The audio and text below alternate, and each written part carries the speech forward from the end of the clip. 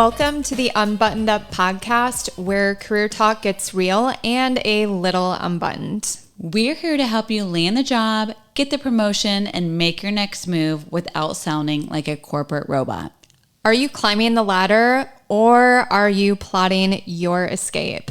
We are saying what everyone's thinking at work, but we are saying it out loud. So grab your coffee or cocktail and let's get unbuttoned.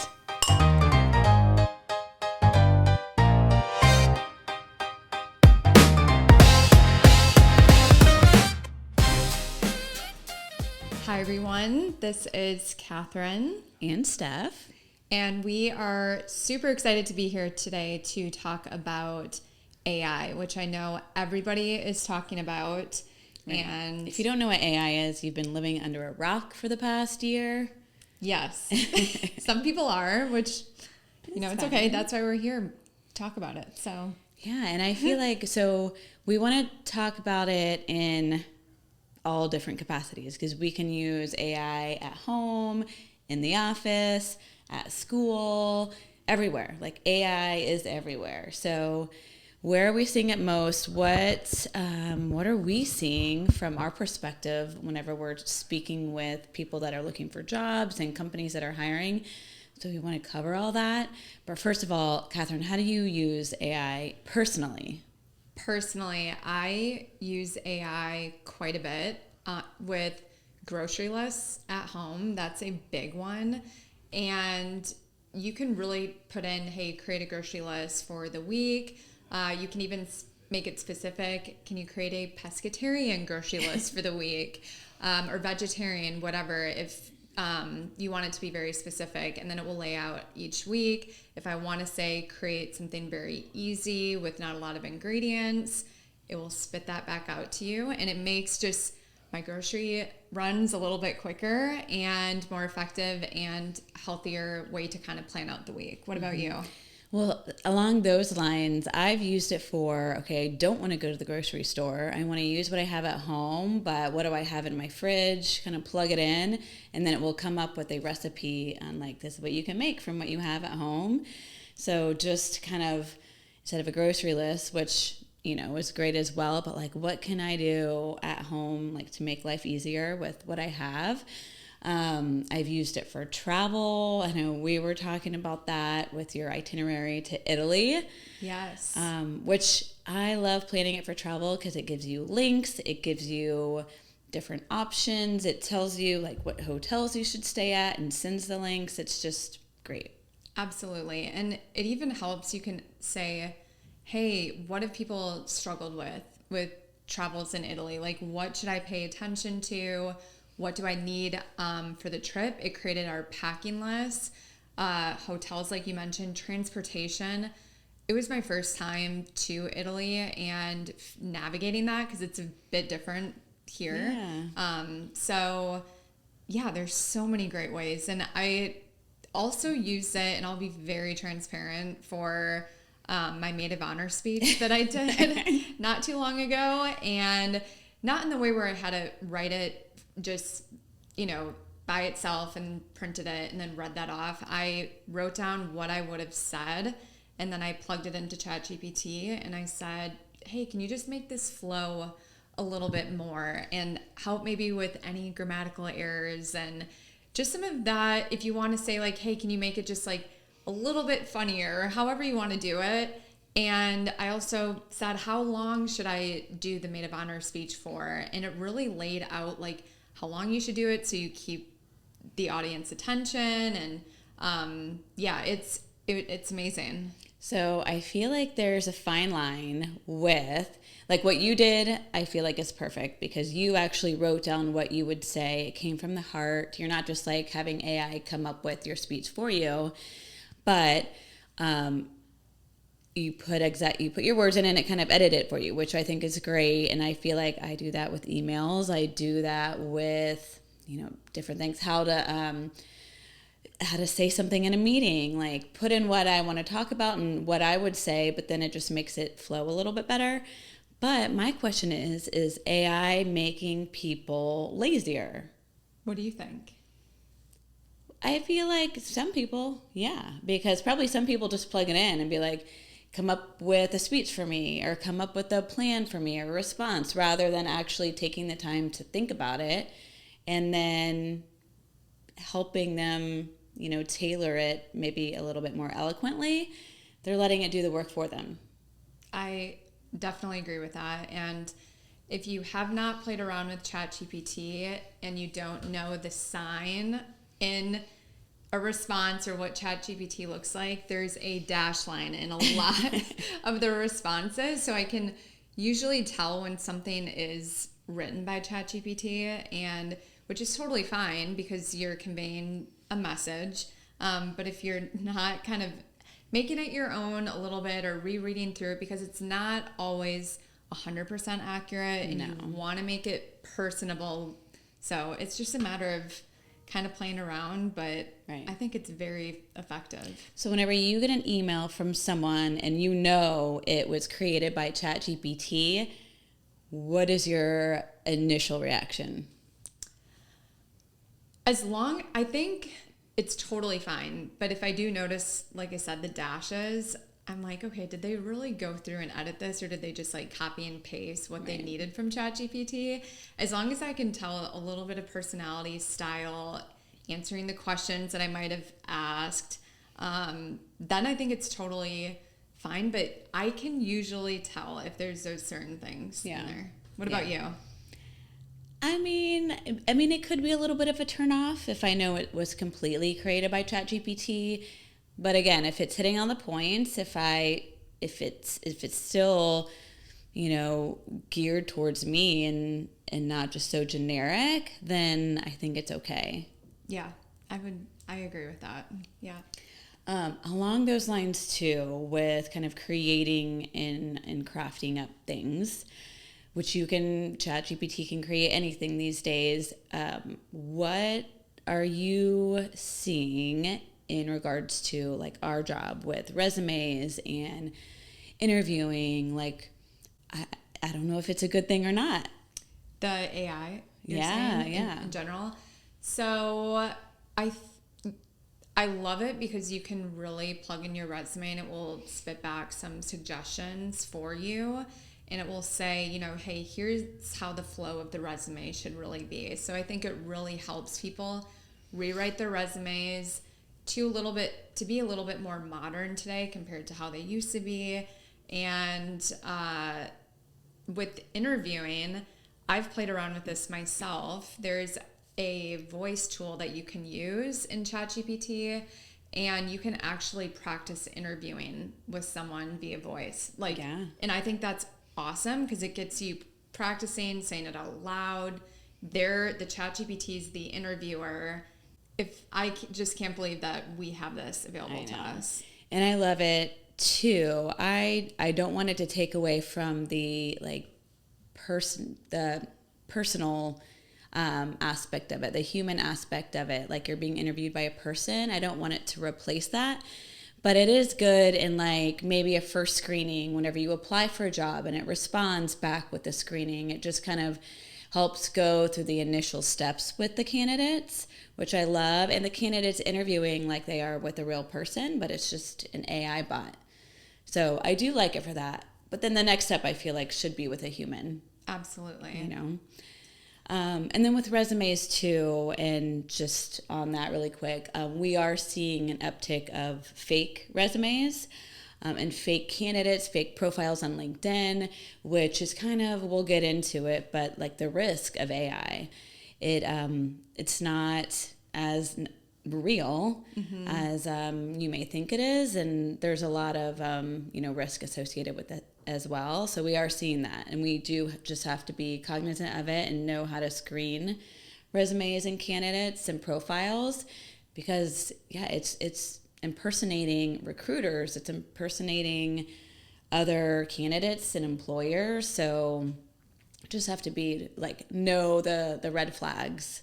Yes. And going along with that stuff, what are you seeing in terms of security with AI too, when people are plugging information in and just protecting yourself? And you had a panel with one of the FBI Yeah, people too, which we discussed. So like, what are you seeing in terms of that? Yeah, no, that was very interesting. A lot of companies, they want to implement AI. They don't know how to do it with all the security risks. So it definitely has to be in a controlled environment. You can't just let everyone in your company just start using ChatGPT and putting all your company data and stuff like that out there, because obviously, that is a big risk if you're putting, client contracts out there or confidential information. So there's a lot of risk associated there. I think what companies need to do is sit down with an AI specialist or someone internal within your company who knows AI, who has done it and implemented it and integrated it within a company before, to know how to do it the proper way. There needs to be certain restrictions around it. There needs to be certain protocols and certain limitations. Maybe start small with one specific area, maybe with in financials or HR, something like that, and then make sure it's going well before you go too deep into it and just open it up to the whole company, because there's a lot of risk once you do that, and you don't want to do that. I like what you said about starting small, because we are seeing that a lot, and we're having these conversations all the time with companies, and they're asking us, what are other companies doing right now? How are they starting out? Because this is an area that is ever changing. All these exciting tools are out there now and people want to try them. And like you said, when you start small, then you can kind of go from there and see what you like, what you don't like. How is it improving processes? Is it saving time? And a lot of people are making AI investments right now. And the great thing is a lot of these tools allow you a time frame to try out these products, and then you can see from there. And some of the things too is like AI productivity tools and workflow automation processes, and we have tried some of these ourselves, and we're making it human. We are playing around with things, and that's like, it's not always 100% accurate sometimes, so you have to make it accurate just by playing around with it. But it's showed me how to look at things in a different way too, that I might not have come up with myself. So yeah, and that's a good point too. So we've started a user group, or like a test group here at NextPath. It's a small group, very controlled, and it's within our internal system. It's built into it, so we have that kind of security around it. It's not just going out public information for everybody, but just a small group. We're testing it, we're playing around with it, and then we're going to bring it back to the team once we have all those kinks worked out, and train the rest of the team on how to use it properly and what to do, what not to do, and it eliminates a lot of risks for us that way. Yes. It does make it a little bit quicker, but you also have to like slow down to move fast, right? Right. So Steph and I are on this small team, and it's been a lot of fun to play around with things, see what's going to help us as a team and with our partners and clients that we partner with. So it's exciting. Yeah, and I wanted just to give some examples and ways like we're using it, and other companies that are adopting AI, like where are they seeing the most efficiency from it? So it, like specifically for NextPath, we're using it for data within our own database. Like, how many client meetings have I had this year, and I have not talked to this person in the last 3 months, 6 months. It just helps with follow-ups and keeping that communication line open and going. So I think it's great for that. Yes. Just not letting anything fall through the cracks. It's great also for knowing what's going on in the industry, so you can search for what is the market like with a data engineer in this specific area with these tools. Like, it will give you data on that. So it's great for giving you that knowledge on certain skill sets that you can then provide to your clients. Other industries that we're seeing, obviously there's a lot in healthcare with AI. a lot of security and risk around that as well, but just starting small. And then the financial services, obviously the security, cybersecurity, industry, manufacturing. So there's a lot. I think any industry can use it, but these are the ones that have seen that have adopted it kind of the quickest and first. Yes, absolutely. And you hit on the top ones that I think are, and that's what I'm seeing on my end too. Primarily the financial services, as you said, cybersecurity, and healthcare, because there's a lot of important data within the healthcare industry and financial services that needs to be protected.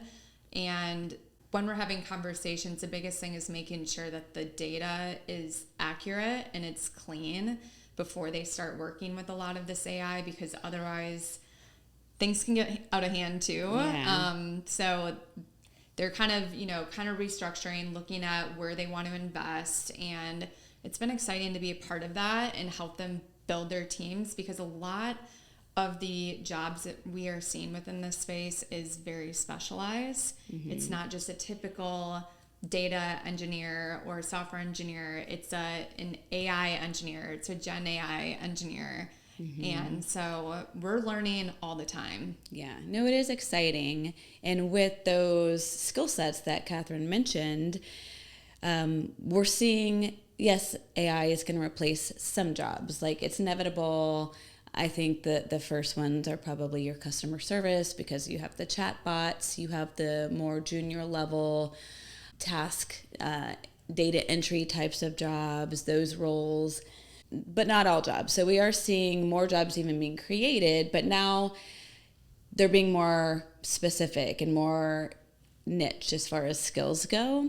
So even in current jobs, people are having to upskill and get AI certifications and learn, what new tools are being introduced, and you have to stay up to date with all the technology. Otherwise, your job may be eliminated, but that's not your job. That's you that's being eliminated, and someone else will take it. Or vice versa with your competitors. If you're not staying up to date, implementing some of these AI tools or playing around with them, or at least being knowledgeable on them, you're already 10 steps behind your competitor, who is now going to be progressing and moving a little bit more quickly probably. And so that's just important to note as well. And one question I thought of, Steph, is how important do you think it is for companies, when they're just talking to their employees about using AI, and that message? And do you think some employees get a little bit nervous about, hey, is my job going to be replaced? And how important is that message to the employees? Yeah, absolutely. That's super important. I think all, or a lot of employees, maybe not all, a lot of employees are kind of thinking, and because it's all over the media, AI is going to replace, all these jobs. So I think it is creating a little bit of fear in people, and it is up to the employer to kind of help with that fear. I mean, we've seen it, and it can go both ways, where they instill fear in people. I think that's maybe to help them stay on their toes and maybe go out and get upskilled and get these certifications. But it's up to the employers to help them feel, comfortable, and what do they need to do to be able to stay with the company, excel with the company, grow with the company. So, I mean, it's the leaders. It starts, with the leadership, having a good AI strategy, and then, of course, putting that on your employees and keeping them involved with it. Yes. And we have, candidates who are kind of in that fear state, who come to us and they're saying, hey, this was rolled out today. I'm a little bit worried about my job. I think I need to start looking. So that message is just really important, to talk to them about, how is this going to help you in your role? How is it going to help our clients? We're adopting these tools. We want you to give us feedback on these tools so that we're helping. And those are some things that we hear on our end. And then vice versa on the client side, they're coming and saying, hey, what are people using that's working for them, and how can we adopt that here? So yeah, you know what I love about AI and the cool thing about it is anybody can use it. It's not just like a certain, like you have to be at this certain level in order to have access to it. Like, no, everybody can. So myself, the guy walking down the street, he can go out and go on ChatGPT or Perplexity or Claude or any of those AI tools. They are open to anyone and they can learn. You can have it teach you things. You can get certifications. It's really, it's open to everyone and anyone, which is what I love about it. Yes, I agree. And I have my own ChatGPT, and then we have our tools that we have here. So I'm using it personally and professionally. Absolutely. Yes. So. Well, we want to hear how you're using ChatGPT as well, because I think we probably just skimmed the surface. There's so many different ways that you can use it, which is great. But we want to hear from you. We want to hear what you're using. What are some other risks or challenges or anything that you faced as well in the professional world? You can email us at theunbuttoneduppodcast@gmail.com. And we would love to hear, just to add on that, from you, what are you seeing? What questions do you have within your teams that you have questions about? Please reach out to us. And yes. Also, anyone who has a question about this, please reach out. We're excited to hear from you. Remember to stay bold, stay curious, and always a little unbuttoned.